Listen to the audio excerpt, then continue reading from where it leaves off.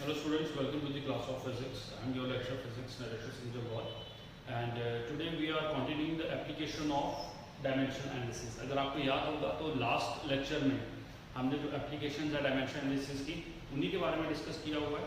3 application से अगर आपको याद होगा, सबसे पहली एप्लीकेशन थी to check the correctness, check the correctness of physical quantity, physical relation। तो ये हमारे पास फर्स्ट एप्लीकेशन थी जो हमने डिस्कस करी थी, ठीक है, और इसके न्यूमेरिकल्स भी करे थे। और उसका सेकंड थी टू कन्वर्ट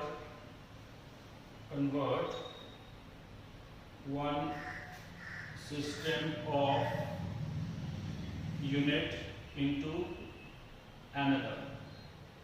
ओके, और इसके रिलेटेड भी हमने न्यूमेरिकल्स जो हम डिस्कस कर लिए थे। और आज हम लास्ट जो है वो है derivation of formulas, derivation of formulas of different physical quantities. अगर हमें अलग अलग फिजिकल क्वांटिटीज दी गई हो तो हम उनका फॉर्मूला जो है वो फॉर्मेशन कर सकते हैं, ठीक है। जो थर्ड हमारे पास एप्लीकेशन है, इसमें क्या होता है कि अगर सपोज कोई भी एक फिजिकल क्वांटिटी दी है और साथ में वो फिजिकल क्वांटिटी किन किन फैक्टर्स पे डिपेंड कर रही है, वो चीज़ अगर हमें प्रोवाइडेड हो तो हम जो है वो उसका एक रिलेशन जो है वो फाइंड आउट कर सकते हैं by using the principle of homogeneity.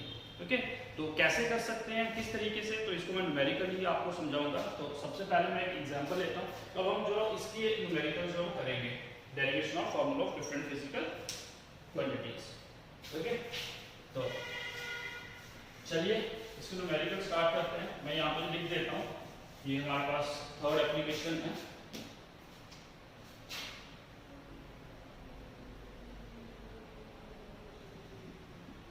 Derivation of different physical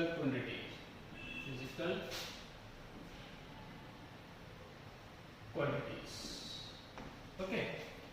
अब चलिए इसका एक न्यूमेरिकल लेते हैं, यहां से आपको क्लियर हो जाएगा। ये numerical number first, that the time period T of a simple pendulum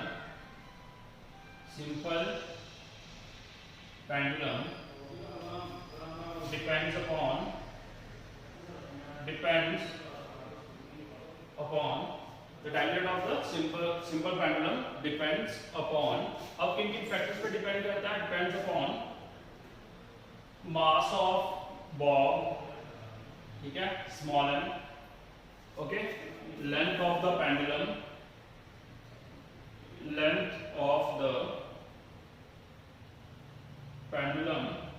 that is L, comma, acceleration due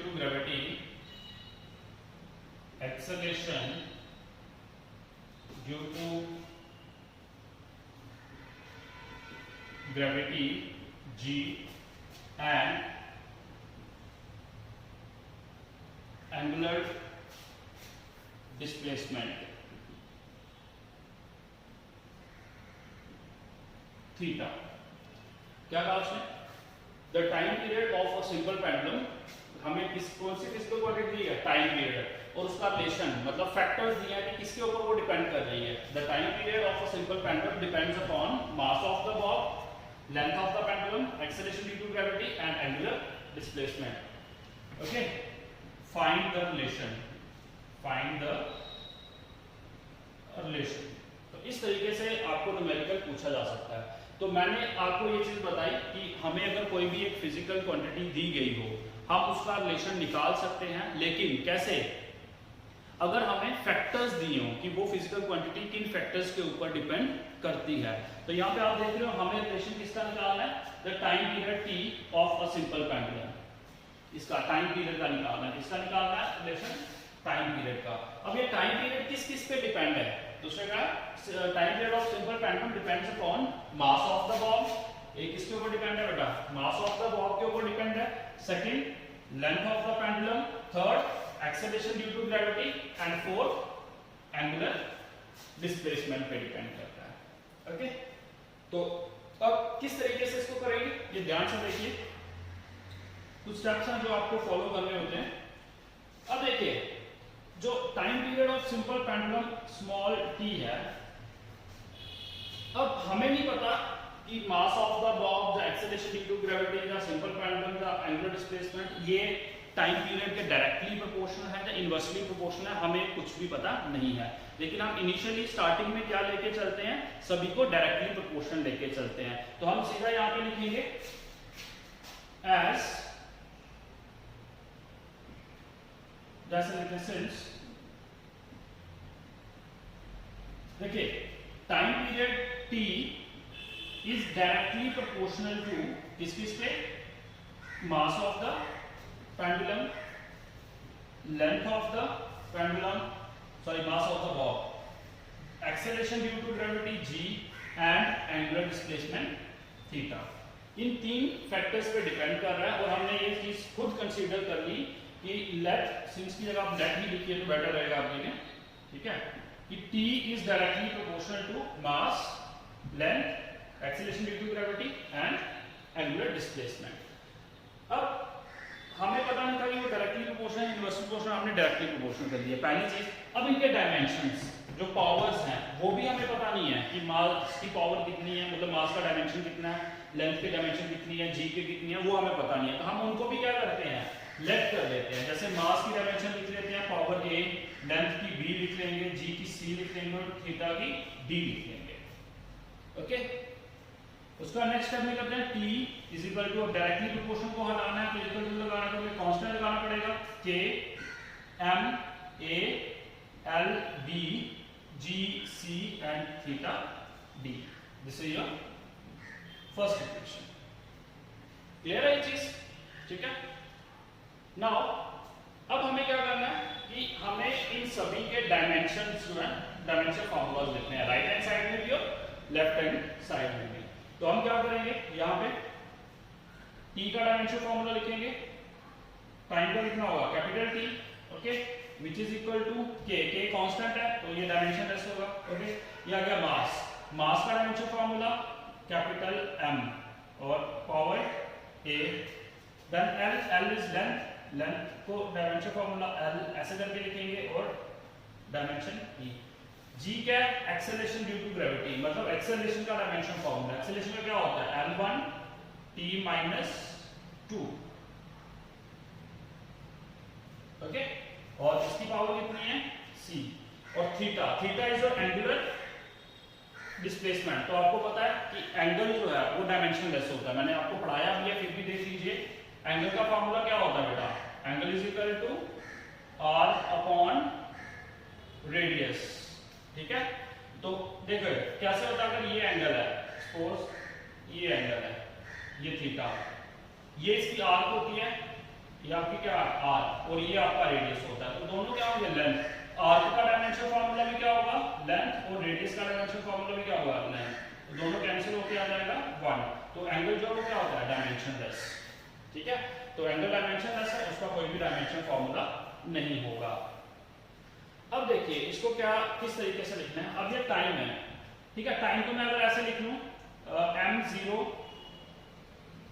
l0 t1, कोई फर्क पड़ा, ठीक है, क्योंकि टाइम का जो डायमेंशन है उसमें मास 0 होता है, लेंथ भी 0 है और टाइम क्या होगा 1, विच इज इक्वल टू, अब इनको कर लेते हैं, देखिए इसकी पावर यानी कि m की पावर a, ठीक है।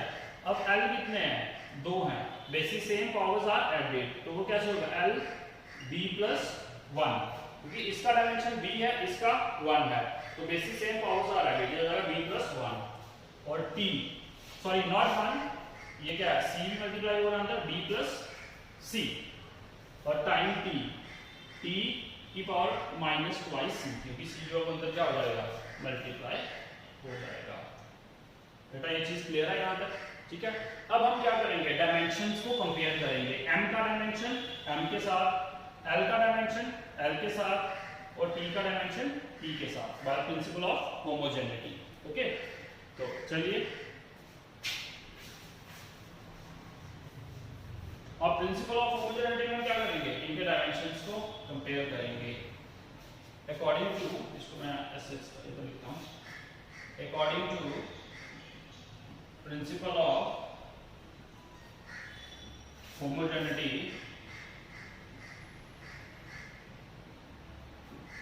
ओके। अब देखिए dimension a is equal to 0, m की डायमेंशन है, a क्या हो गया 0, फिर इसके बाद b प्लस c भी क्या हो जाएगा 0, b plus c is equal to 0 and third जो है वो आपके पास क्या है minus twice c is equal to 1, तो ये minus twice c is equal to 1। Okay, तो यहां से हमारे पास c की वैल्यू निकल जाएगी, c इज इक्वल टू -1/2।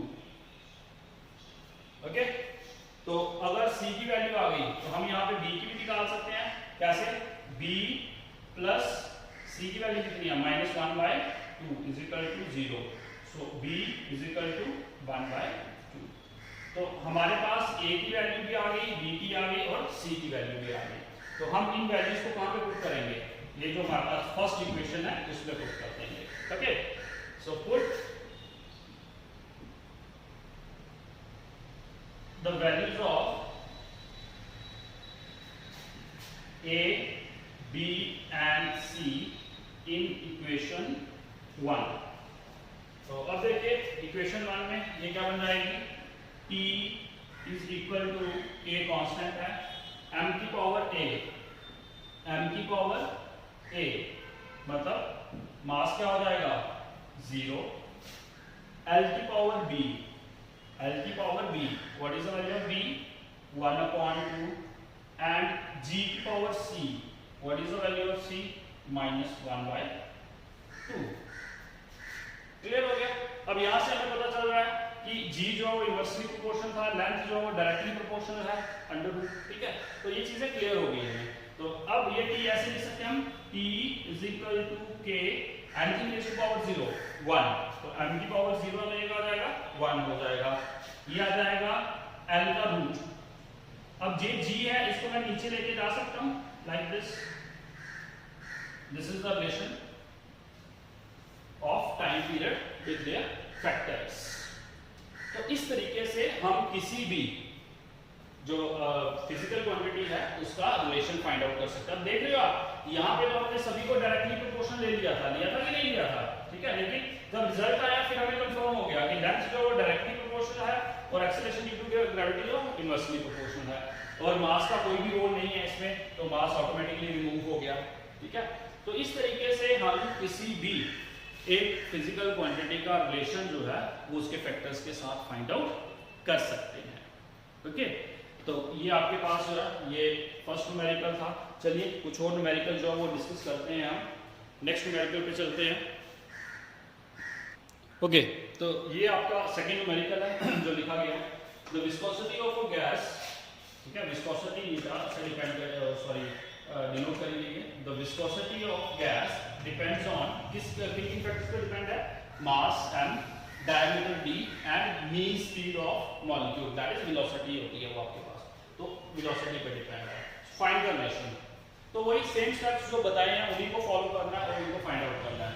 तो देखिए अब जो नीटा है this is directly proportional to किस के, मास, डायमीटर एंड वेलोसिटी। अब डायमेंशंस पता नहीं है, वो भी हम क्या करते हैं लेट करते हैं, ठीक है। तो यह आ जाएगा मास का डायमेंशन a, b का b और वेलोसिटी का c। उसके बाद this is equal to k, constant लगाने के डायरेक्टली प्रोपोर्शनल को हटा के इक्वल टू लगाना तो कांस्टेंट रिक्वायर्ड होता है, तो m a d की पावर b एंड v की power c, this is the first equation. Know apply the dimension formula both side, तो दोनों तरफ अगर डायमेंशन फार्मूला लिखें तो जैसे विस्कोसिटी है, विस्कोसिटी का डायमेंशन फार्मूला क्या होता है, m1 L-1 T-1, which is equal to k is constant, तो इसका ये डायमेंशन कैसे m क्या है मास, तो मास का डायमेंशन m और पावर a, d डायमीटर मतलब लेंथ, डायमेंशन क्या होगी इसकी l, दैट इज b, और वेलोसिटी का dimension formula l1 g minus 1 और इसका पावर क्या आ जाएगी c। ठीक है, तो चलिए ये इसको किस तरीके से करेंगे, m1 l minus 1 t minus 1 which is equal to, ये क्या आ जाएगा m की पावर a, अब l दो है, एक ये भी है ये भी है, तो basically same powers are added, l की पावर b प्लस c क्योंकि इसकी c है, और t की power minus c। Okay, now according to the, now apply the principle of homogeneity, मतलब हम डायमेंशंस को क्या करेंगे कंपेयर, m की डायमेंशन m के साथ, l की डायमेंशन l के साथ, t की डायमेंशन t के साथ कंपेयर करेंगे। ओके, तो उसके अकॉर्डिंगली a क्या आ जाएगा 1, b प्लस c क्या आ जाएगा -1 और माइनस c क्या आ जाएगा -1। तो क्या आएगा according to the principle of homogeneity,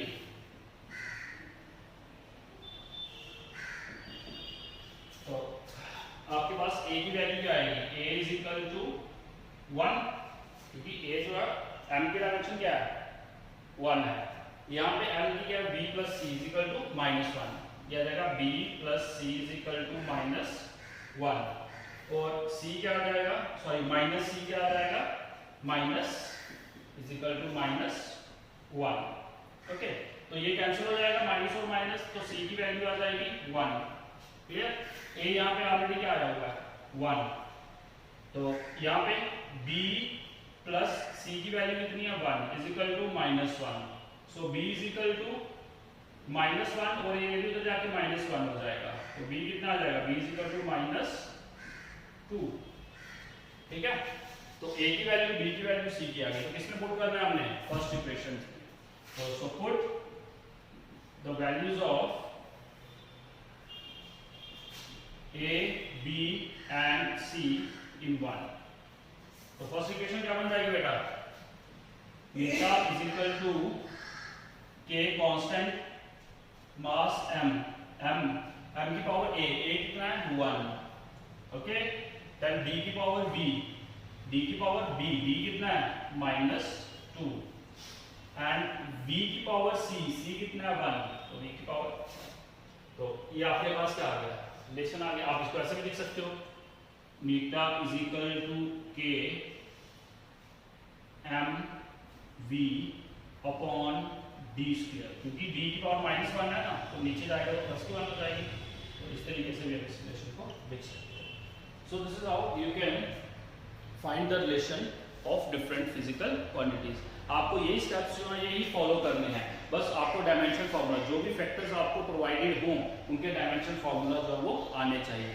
ठीक है, तो अगर डायमेंशन फार्मूला आ जाते हैं, आपने प्रैक्टिस करी हुई है अगर डायमेंशन फार्मूलाज की, तो आप इजीली जो है वो रिलेशन फाइंड आउट कर सकते हैं। तो इस तरीके से आप और भी रेफरेंस बुक से आप और भी न्यूमेरिकल्स जो उनके सॉल्व कर सकते हो और अपनी प्रैक्टिस जो वो कर सकते हो।